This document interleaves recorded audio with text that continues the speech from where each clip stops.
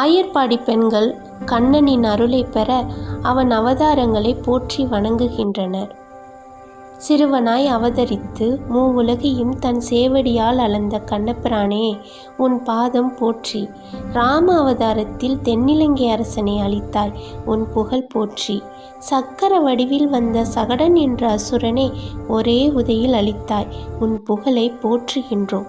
கன்று வடிவில் வந்த வச்சாசுரனை தடியாக கருதி அவனை விலாமர வடிவில் வந்த கபிதாசுரன் மீது எரிந்து அழித்தவனே, உன் கால்களில் அணிந்த வீர கழலுக்கு மங்களம் உண்டாகட்டும்.